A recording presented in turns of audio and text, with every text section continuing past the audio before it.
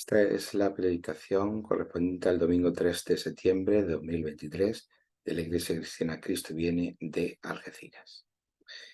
En esta mañana el texto de referencia es Romanos capítulo 16, versículos 1 al 27. Hoy es el último domingo de nuestra serie sobre la carta del apóstol Pablo a las iglesias de Roma. Ha sido un largo camino que espero, con la bendición del Señor, haya sido fructífero y nos haya permitido comprender un poco mejor este texto extraordinario con toda su belleza, profundidad y dificultades. La semana pasada hablábamos de ser capaces de entender el texto bíblico desde la perspectiva de la vida que late en él. No solo tratamos con ideas abstractas, con doctrinas, con información, con proposiciones de verdad, sino con personas de carne y hueso, con iglesias con sus luchas, sus problemas, sus conflictos, sus alegrías y sus esperanzas.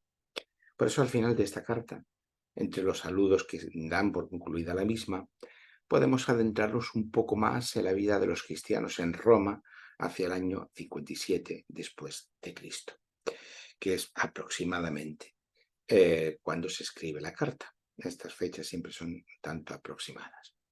Lo primero que debemos destacar es algo que ya mencionábamos hace 2 semanas, que entre estos saludos descubrimos al menos 5 iglesias. Hay que recordar que en este momento los cristianos se reúnen en casas familiares lo suficientemente grandes como para albergar un grupo de personas. La casa familiar era una institución social muy importante en el mundo grecorromano. No se trataba solo de un grupo reducido de personas, sino de una familia extensa, incluidos los esclavos, sus familias y las tierras cultivables que suponían los ingresos y el sustento de la casa. Eso en el caso de las familias acomodadas. Pero también estaban aquellas otras, junto a pequeños talleres, que eran las propias de artesanos y familias con menos estatus social. Y por supuesto, había incluso casas tan pequeñas eh, que entre eran las casas de las personas más humildes, en las que solo cabían 2 o 3 personas para poder reunirse. Eh, pero, como dice el Evangelio, en las que la presencia del Señor también estaba. O sea, tenemos un amplio abanico de una tipología de casas distintas, como puede ocurrir también hoy en día. Aunque la casa familiar del mundo antiguo no es el hogar como nosotros comprendemos de una familia nuclear, padre, madre, hijos, en la que hay un desarrollo de una vida privada, ¿no? Estos conceptos no son funcionales para este contexto del mundo antiguo. Así que en Roma tenemos las siguientes iglesias. Una, los que se reúnen en casa de Priscila y Aquila, que son, menciona Pablo en los versículos 3 al 5 del capítulo 16. Dos, los que se reúnen en casa de Aristóbulo. Presumiblemente, por el nombre y las referencias que tenemos, es alguien de alto estatus social que probablemente no era cristiano. Versículo 10. 3, los que se reúnen en casa de Narciso, también alguien de alto estatus social. Versículo 12. 4, los que se reúnen con Asíncrito, Flegonte, Hermas, Patrobas y Hermes. Versículo 14. Y quinta, los que se reúnen con Filólogo, Julia, Nereo y su hermana, y Olimpas, versículo 15. Así que tenemos al menos estas 5 iglesias en la ciudad de Roma. Obviamente, Pablo no menciona a todos por nombre y presumiblemente no menciona a todos y cada uno de los cristianos de Roma. Aquellos que mencionas lo vamos a ver después por qué.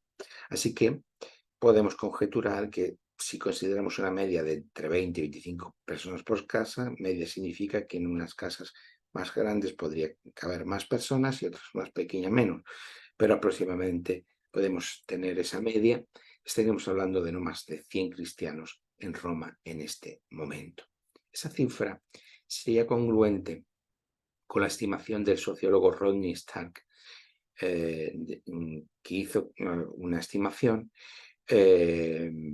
basado también en el crecimiento de los nuevos movimientos religiosos en la época moderna, en el que en el año 50 después de Cristo eh, mm, eh, hace un cálculo que podría haber unos 1.400 cristianos en todo el imperio, no en la ciudad de Roma, sino en todo el imperio, eh, con una tasa sostenida de crecimiento del 40% por cada 10 años, teniendo en cuenta una población estimada en todo el imperio de 60 millones. Así que en todo el imperio tendríamos 60 millones de personas, allí en el año 50 después de Cristo, y de esos 60 millones, solo 1.400 personas serían cristianos. Es decir, que representa solo el 0,0023% de la población. Los cristianos eran solo el 0,0023% de la población. Eso nos ayuda a entender, a tener una visión adecuada cuando estamos leyendo el Nuevo Testamento, las cartas del Nuevo Testamento. Nos ayuda a entender de qué estamos hablando cuando hablamos de las iglesias cristianas dentro de su medio social y cultural. Porque, claro, muchas veces perdemos la perspectiva por lo que llegó a convertirse el cristianismo posteriormente. Que en el, en el siglo IV después de Cristo, el cristianismo representaba más del 50% de la sociedad, de todo el imperio en aquel momento. Entonces, muchas veces cuando tenemos una imagen del cristianismo, tenemos la imagen del cristianismo a partir del siglo IV en adelante. Pues estamos hablando del año 50 después de Cristo, una pequeñísima, ínfima comunidad cristiana en todo el imperio, es el contexto adecuado para entender el contexto social y cultural e histórico en el que nos movemos con estos textos, ¿no? Y lo que representaba la Iglesia en ese momento. Así que hablamos de pequeños grupos en medio de una sociedad mayoritariamente ajena al Evangelio.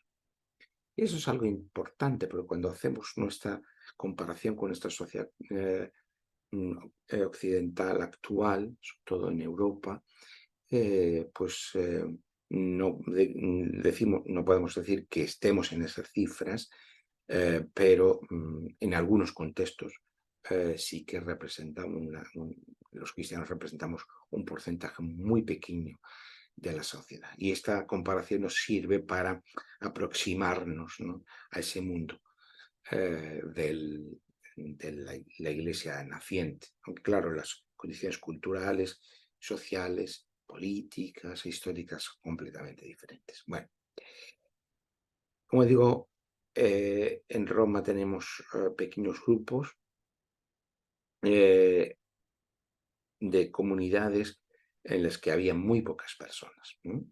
Iglesias, tenemos 5 iglesias y en cada una de ellas un grupo pequeño de cristianos, tan pequeños como para que pudieran conocerse y saludarse personalmente, no solo en las iglesias internamente, sino entre ellas. De ahí que Pablo diga en Romanos capítulo 16, versículo 16, saludaos los unos a los otros con un beso santo. Os saludan todas las iglesias de Cristo. El saludo por medio de un beso era algo frecuente y normal en la sociedad greco-romana, lo sigue siendo, es algo bastante normal para aquellos que seguimos perteneciendo a ese mismo espacio geográfico y cultural. No es como en un mundo anglosajón, pues en España, pues nos seguimos dando 2 besos entre hombres y mujeres, o sobre todo mujeres con mujeres, hombres con mujeres. Entre hombres es menos frecuente, pero en el mundo árabe, por ejemplo, pues sí que es alguna práctica cultural que sigue teniendo vigencia. Y eso suponía que los cristianos se consideraban parte de la misma familia, la familia de Dios en torno al Mesías. De ahí que todos fueran hermanos, y esta consideración de hermano.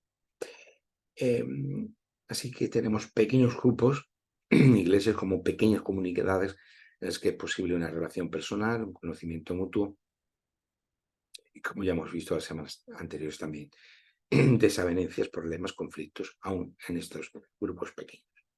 Otra cosa que destaca en estos saludos es el amplio número de mujeres mencionadas por su nombre. Y bueno, dirá, bueno, pues ¿eso qué importancia tiene? Pues porque obviamente no se nos ocurriría tratar a nadie sin mencionar su nombre, porque sería una forma de despersonalizarlo, de tratarlo con menos respeto, porque tenemos un concepto de individuo con derechos, deberes, con unos derechos intrínsecos a la persona, etcétera, etcétera. Pero no es el contexto de la época, el contexto es social y cultural. Y en los textos, cuando se nombra a alguien por nombres, porque tiene una importancia especial, sea para la historia, sea en el estatus social, eh, sea por la razón que sea, se nombra a esa persona. De hecho, tenemos en el Nuevo Testamento, especialmente en los Evangelios, episodios de personas a los que no se nombra. Pues es un ciego o es una mujer que tenía una cierta enfermedad, pero no se nombra. La samaritana, es decir, tienen ciertos calificativos, pero no tienen un nombre. Y eso ocurre mucho con las mujeres que no tienen un nombre. Cuando se tiene ese nombre es porque hay una relevancia sustancial para el contexto sociocultural del momento. Por eso todas las personas mencionadas por Pablo que tienen su nombre aquí en esta lista del capítulo 16 tiene algún cargo de responsabilidad o destacan por aquello que hacen. Es decir, son personas relevantes para estas iglesias. Así que haya muchas mujeres nombradas en esta lista implica que todas ellas tienen cargos de responsabilidad o una función importante dentro de estas iglesias, teniendo en cuenta que son iglesias pequeñas, por tanto, hay un porcentaje importante de mujeres y a las que se nombra, por tanto, que tienen responsabilidad. Por supuesto, se mencionan a personas sin decir su nombre. Por ejemplo, la madre de Rufo, versículo 13, o la hermana de Nereo, versículo 15. Por cierto, ambas son mujeres. Y ellas, al no se nombran, probablemente porque ellas sí que carecían de algún tipo de responsabilidad. Cuando Pablo saluda a los hermanos de cada iglesia familiar, no menciona sus nombres uno por uno. No tenemos la lista completa de todos los nombres de todas las personas que conformaban estas iglesias, sino solo la persona de referencia que dirige la casa es la que se nombra, aunque incluso no sea cristiano, como ya hemos mencionado, o porque se tiene algún tipo de función especial dentro de la iglesia. Eso nos lleva a pensar que todas esas mujeres mencionadas por nombre tienen cargos de responsabilidad en las iglesias. Pablo comienza refiriéndose a Febe, que no pertenece a la iglesia de Roma, sino que es diaconisa de la iglesia de Cencrea, que era el puerto que se encontraba al este de la ciudad de Corinto, aproximadamente unos 8 kilómetros de la antigua ciudad de Corinto, en el que había una iglesia y Febe tenía una responsabilidad en esta iglesia. Versículo 1 en el capítulo 16. Pues Pablo encarga a Febe de llevar la carta a Roma. Y por eso menciona a Febe en primer lugar, y él pide a las iglesias en Roma que la reciban en el Señor porque no la conocen personalmente Pablo la está avalando, y también les pide que la ayuden en todo lo que necesiten, versículo 2. Así que tenemos aquí una mujer, aunque no es de la iglesia de Roma, sino de Cencrea, al este de Corinto, que tiene una responsabilidad en la iglesia, pero además tendría una posición social y económica relevante que le permitía viajar por sus propios medios a Roma, viajar sola o acompañado de sirvientes, pero no en compañía de un hombre, quiero decir, quizás porque tuviera negocios con Roma. Y Pablo le aplica el calificativo de benefactora, es decir, alguien que tiene la capacidad económica para ayudar a muchos, como dice Pablo, incluso a mí mismo. Eso es el versículo 2. Por lo tanto, tenemos una mujer de una responsabilidad social, de un estatus social importante y una responsabilidad en la iglesia. Y es que esto es frecuente porque hay muchos de los que dirigen las iglesias, de los que presiden estas iglesias, a ser casas familiares, tienen un estatus social relevante. Por eso tienen una casa familiar suficientemente grande como para albergar a una iglesia.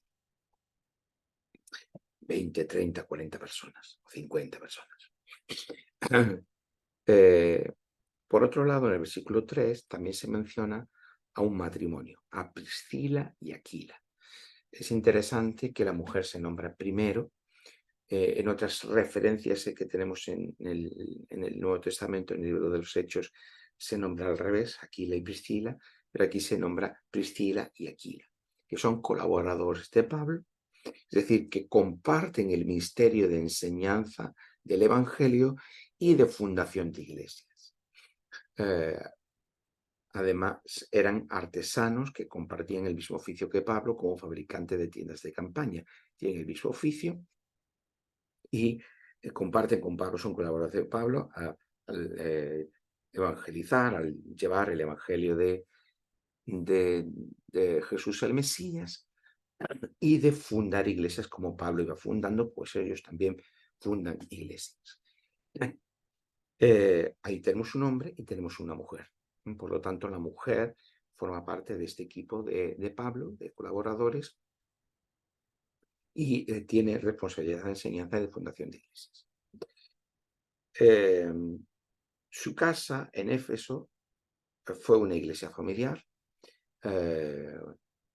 Lo sabemos porque Pablo la menciona, esa iglesia, la iglesia que está en la casa de Priscila y Aquila, la primera carta de los Corintios, capítulo 16, versículo 19, que manda saludos de la iglesia que está en la casa de Priscila y Aquila. Esos estarían en Éfeso y estaban dando saludos a Corinto. Manda saludos porque Priscila y Aquila habían estado previamente, antes de estar en Éfeso, en Corinto, lo sabemos por la narración del libro de los Hechos, capítulo 18, versículo 2, habían llegado a Corinto tras dejar Roma, porque en el año 49 el emperador Claudio ordenó que todos los judíos abandonaran la capital del imperio. Esto lo sabemos en este mismo capítulo 18 del libro de los Hechos. Entonces, cuando Claudio manda que todos los judíos salgan de Roma, ellos salen en el año 49, van a Corinto, tienen una estancia en Corinto durante un tiempo y después marchan a Éfeso. En Éfeso funda una iglesia. Para cuando Pablo está escribiendo en el año 57 esta carta a los romanos, ya han vuelto nuevamente a Roma, ya, digamos, el decreto de Claudio ya ha dejado de tener vigencia, han vuelto ya a Roma y allí han organizado una nueva iglesia en su casa también. Y es lo que hemos visto anteriormente, que Pablo está saludando a los hermanos de la iglesia en Roma, que están en la casa de Priscila y Aquila. Así que vemos este matrimonio un judío muy activo, que comparte ministerio con Pablo y que funda, al menos que sepamos, dos iglesias, una en Éfeso y otra en Roma. También Pablo saluda a María, versículo 6, y a Julia, versículo 15, dos mujeres, de las que no sabemos nada más, pero que sí se nombra, así que tenían algún tipo de responsabilidad en estas iglesias. Pero también a otro matrimonio, Andrónico y Junia. Perdón, la alergia nos juega malas pasadas. Andrónico y Junias, capítulo 16, versículo 7, parientes de Pablo, y que son apóstoles. Por lo tanto, debemos mencionar que Junias es un nombre preferentemente de mujer, así que tenemos a una mujer entre los considerados apóstoles. Así que esto nos sigue dando ideas de el papel que las mujeres tienen en en este momento de las iglesias. Apóstoles significa que han sido testigos directos de la resurrección del Señor, al igual que las primeras testigos de la resurrección fueron también mujeres y fueron comisionadas por el Señor para transmitir el mensaje, la buena noticia de que había resucitado, y por lo tanto también son apóstoles. Pablo también sigue mencionando Trifena, Trifosa y Pérsida, que son todas mujeres, dice Pablo, trabajan por el Señor. Es decir, que tienen un grado importante de responsabilidad en estas iglesias. Versículo 12. Así que con todo este panorama, las reticencias, que todavía, desgraciadamente, hay lugares en los que iglesias, las reticencias a que las mujeres ocupen cargos de responsabilidad y de enseñanza en las iglesias, no parecen que estén fundadas ante la evidencia que tenemos en esta carta y en otras partes del Nuevo Testamento, pero ahora estamos analizando esta carta. Como ya sabemos, entre las iglesias en Roma había conflictos y desavenencias. Pero ahora en los siguientes versículos, del 17 al 20, Pablo advierte acerca de aquellos que causan divisiones, ponen tropiezos y que solo buscan sus propios intereses, aprovechándose de los más ingenuos. Probablemente estaba refiriendo Pablo a personas que vienen de fuera, externos a las propias iglesias. Hay que recordar que la motivación de Pablo al escribir la carta era alentar a los cristianos de las iglesias de Roma a aceptarse mutuamente y estar juntos, unánimes en el culto al Señor, y superar sus problemas, sus divisiones y sus tensiones entre ellos. Y esa es la motivación de Pablo, ¿no? Similar a la unión, al culto conjunto, a la comunión. Y aquí Pablo advierte de lo contrario, de aquellos que causan divisiones. Y hay una advertencia muy fuerte ante aquellos que causan divisiones y problemas dentro de las iglesias. Así que a la hora de evaluar el trabajo de aquellos que tienen una responsabilidad en la iglesia, sean maestros, pastores, predicadores, ancianos, cualquiera que sean el cargo que puedan tener, ese es un criterio de evaluación de ese trabajo. Si aquello que se hace, aquello que se enseña, aquello cómo se dirige la iglesia, cómo se gobierna, cuál es el trabajo que se hace, sirve para alentar la unión y la comunión entre los hermanos, o se es causa de división. Cuando hay una causa de división manifiesta, intencionada, voluntaria, porque se buscan los intereses propios más que los de la propia iglesia, entonces son de aplicación toda esta llamada de advertencia de Pablo. Porque podría haber también malinterpretarse esta palabra de Pablo de manera partidista para aplicarlos a una persona que no hace lo que yo quiero, que no hace las cosas como a mí me gusta, que no piensa como yo pienso. Pero no es lo que Pablo está diciendo. Pablo está advirtiendo contra aquellos que de forma intencionada, voluntaria, manifiesta, buscan sus propios intereses y causan división en las iglesias para beneficio propio. Eso es lo que Pablo está hablando. Así que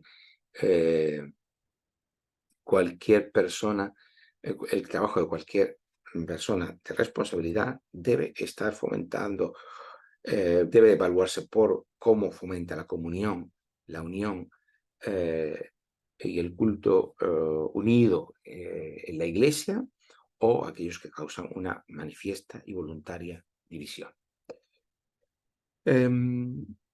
Pablo, en este momento, que está escribiendo la carta a los romanos, lo hace desde Corinto, y por eso manda saludo de parte de algunos que están con él, que son colaboradores y parientes. Y menciona por nombre a Timoteo, lo conocemos muy bien, Lucio, Jasón y Sosípater, versículo 21. Tercio es el que escribe la carta, el amanuense. Pablo está dictando la carta, lo cual es muy interesante. Sí que Pablo no está escribiendo esta carta de una forma como le haya salido así a bote pronto, como decimos popularmente, ¿no? Sino que todas estas ideas que Pablo tiene las tiene muy bien estudiadas, muy bien articuladas, ha pasado mucho tiempo meditando en las escrituras y pensando y reflexionando y dándole vuelta a todas esas ideas para componer una carta compleja, elaborada, y la que él está dictando. Hay un amanuense que está un escriba que está escribiendo, que es Tercio. Versículo 22. Gallo, en cuya casa está Pablo, y es donde se reúne la iglesia en Corinto, versículo 23. ¿No? Volvemos a esta misma idea, o sea, una casa suficientemente grande para tener un huésped como Pablo, y además donde se reúne la iglesia de Corinto, que debía de tener de una cierta dimensión, porque los problemas que Pablo hace referencia en sus cartas, etc. En esa iglesia de Corinto se encuentra Erasto, que por eso se nombra, que porque tiene una posición social importante, porque es el encargado de los impuestos y las finanzas de la ciudad de Corinto, ¿no? Una persona de alto estatus social. Con esta foto fija de las iglesias en Roma, llegamos al final de la carta, donde hemos visto las dificultades, los desafíos que enfrentan estas pequeñísimas iglesias en medio de uno de los más conocidos y poderosos imperios del mundo antiguo. Pero, ¿cuál es el secreto para que estas pequeñas comunidades puedan crecer, desarrollarse, florecer en el medio sociocultural que en grados distintos se mostraría contrario, a veces hostil y en la mayor de las veces indiferente? Y si hacemos una comparativa con nuestras iglesias, especialmente en España, en que seguimos siendo una minoría no tan pequeña con respecto al conjunto de la población como eran las iglesias cristianas en este momento, pero sí seguimos siendo una minoría. ¿Cómo, no? ¿Cómo prosperaron estas iglesias? Y qué nos pueden servir a nosotros de referencia hoy. Bueno, yo creo que con todo lo dicho por Pablo a lo largo de la carta, ya con eso deberíamos ser suficiente. Tenemos que tener una imagen suficientemente completa, ¿no? Pero al igual que ese predicador que nos está diciendo, ya voy a concluir, y sigue hablando, voy a concluir, y aún se alarga un poco más, añade una idea más. A lo mismo hace Pablo con la carta, ¿no? Ya parece que estaba terminando la carta, ha dado todos los saludos y vuelve a dar la última idea. El apóstol Pablo remata con un chute que entre en el último segundo del partido por toda la escuadra, porque eso es lo que parece este final de la carta, ¿no? Un final muy condensado, muy armado, en una concatenación de frases que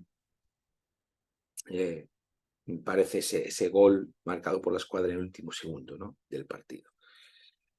Y Pablo nos dice que nuestra fortaleza como iglesias cristianas y como pueblo de Dios es la predicación del Evangelio de Jesús, el Mesías. Esto es lo que nos dice Pablo. Si las iglesias que somos, pequeñas iglesias, pequeñas comunidades, deben salir adelante, no es de otra fuente, nutrirnos de otra fuente, ni de otros recursos, ni de otras posibilidades que la predicación del Evangelio de Jesús, el Mesías. Nuestra fortaleza, nuestra razón de ser, nuestra base, nuestro sostén, son las buenas noticias de que Dios, por medio de Jesús, que es el Mesías, está poniendo orden definitivo en toda su creación. Y este es el mensaje del Evangelio, es decir, Dios se ha convertido en rey por medio del Mesías. Y que Dios reine significa, es la esencia del Evangelio, como nos dice el profeta Isaías, y ya hemos visto y citado tantas veces, es que Dios es rey justo y es rey sabio. Por lo tanto, la justicia lleva a que Dios ordene sabiamente su creación para terminar con el pecado, con el mal y con la muerte. Y vivir de la predicación del Evangelio es lo fundamental. El único Dios verdadero, como hemos dicho, que es fuente de toda la sabiduría y del orden, se ha manifestado y revelado por medio de Jesús el Mesías, y por medio de él ha dado cumplimiento a ese plan testimoniado por la narrativa de las Escrituras para cumplir con su propósito de salvación. Y esto es todo lo que Pablo nos ha estado contando a lo largo de la carta, lo que eso significa. Así que todos, incluso más allá de las fronteras judías, sin restringirse a ellas, somos llamados a la obediencia de la fe a este Dios único y verdadero. Todo esto es lo que Pablo está diciendo en estos versículos finales. Una fe que es creencia, pero es mucho más que creencia. No es solamente una adquisición de información, un asentimiento cognitivo de nuestra capacidad racional. Es mucho más que eso. Es confianza, es lealtad y es fidelidad en medio de un mundo a veces contrario, a veces hostil, pero la mayoría de las veces indiferente. Y hay que tener muy presente que esta obediencia, dice Pablo, de la fe, la obediencia de la fe es mostrarse fieles y leales a este rey que es Jesús. Y si recuperamos el contexto sociocultural que ya hemos estado explicando, en el que las iglesias cristianas son el 0,0023% de todas las de todo el imperio, lo que representa el imperio romano,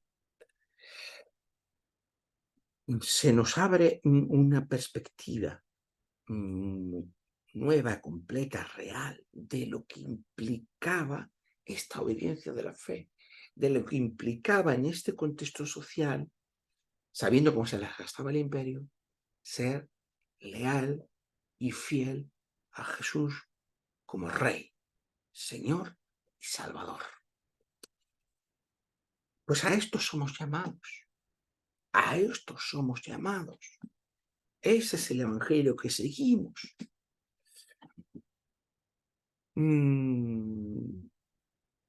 Espero que todos los que me escucháis en este momento estéis captando y viendo la dimensión de esto. La lealtad. Hoy, como en el tiempo de Pablo, podemos sentirnos que nuestras iglesias son pequeñas en medio de una sociedad que ha olvidado las buenas noticias de Jesús, si es que en algún momento las ha tenido presentes. Y quizás en nuestra irrelevancia social somos tentados a convertirnos en otra cosa. En una comunidad terapéutica, en que hay que ayudar a otros, en que hay que convertirnos en una ONG, cosas que en nuestra sociedad nos presiona para convertir, o en una comunidad cerrada sobre sí misma, únicamente, exclusivamente centrada en nuestras propias dificultades, problemas de nuestra vida diaria, nuestra vida personal, nuestras necesidades, cualquiera de estas fórmulas. El secreto, la clave está en vivir del Evangelio. Vivir de que efectivamente Dios en Jesús se ha convertido en Rey y está poniendo orden en toda su creación. Que formamos parte del pueblo de Dios y como pueblo de Dios estamos llamados a ser luz y sal, es decir, a dar ese testimonio y encarnar con nuestras vidas la realidad de ese Evangelio. Si aquellas pequeñísimas comunidades salieron adelante fue porque tenían muy claro cuál era su fortaleza y cuál era su lealtad. Y nosotros tenemos que tener muy claro también cuál es nuestra fortaleza y cuál es nuestra lealtad. En ellos no estaba ni en el César ni en el imperio, sino en aquel que gobierna todo. Jesús el Mesías, por medio de quien Dios se ha convertido en Rey, como ya hemos dicho. Así que nuestra palabra final sobre la carta a los romanos es esta.